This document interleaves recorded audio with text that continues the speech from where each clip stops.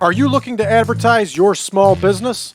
Well, look no further. The PowerCast Network gets over 4,000 hits per day, and we can meet your advertising needs. Our packages start out at just $1 per day, and you will get access to our 4,000 viewer strong market per day.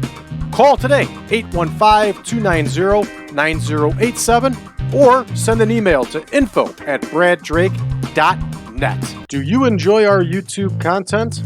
Do you wish there was more? Well, now there is. Patreon.com/PowerCast Network. There you will find, just starting at $5 a month, more access to podcasts, to shows, to other saves.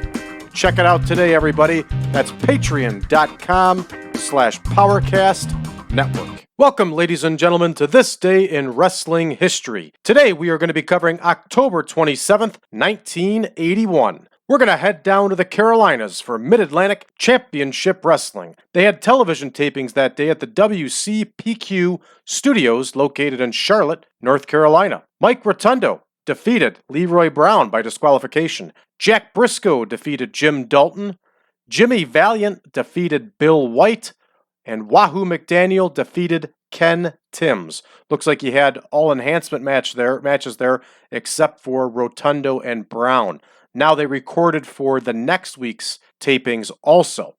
So we had let me get that corrected. There was one more match, and that was Ricky Steamboat and Jay Youngblood versus Private Nelson and Ben Alexander. And for those of you that don't know, Private Nelson would become Boris Zhukov. So, moving on to the second show now, and I'm correct this time, Joe LeDuc went to a double disqualification with Jack Briscoe. Ricky Steamboat and Jay Youngblood defeated Ken Timms and Bill White. Leroy Brown defeated Ron Ritchie. Wahoo McDaniel defeated Ricky Harris. Ricky Harris, of course, would go on to become known as Black Bart. And Johnny Weaver, who was still active in the ring at this point, defeated Jim Dalton, and I'm certain that he used that Weaver lock. So we're going to move south and east on our way over to Florida, where Championship Wrestling from Florida had a live event at the Fort Homer Hesterly Armory, located in Tampa, Florida.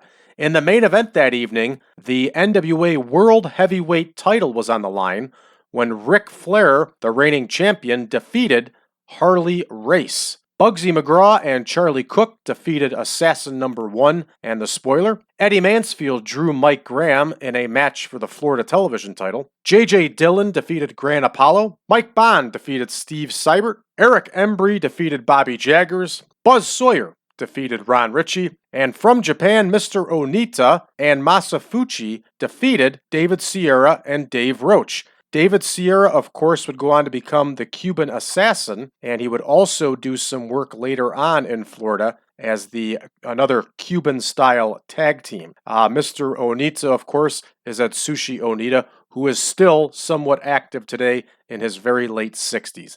Now, we're going to head a couple thousand miles northeast to the World Wrestling Federation, who ran that night in the Civic Center in Portland, Maine. Tony Atlas defeated Killer Khan. Pat Patterson defeated Angelo Mosca. Greg Valentine defeated Kurt Hennig. That's right, Kurt Hennig was making a few shots here and there as he was getting started with the World Wrestling Federation. Johnny Rods and Jorge Estrada, who of course would go on to become none other than the Conquistadors under Hoods, they defeated Pete Doherty and S.D. Jones. S.D. Jones also wrestled Hans Schroeder and defeated him. That's it for October 27th, 1981, everybody.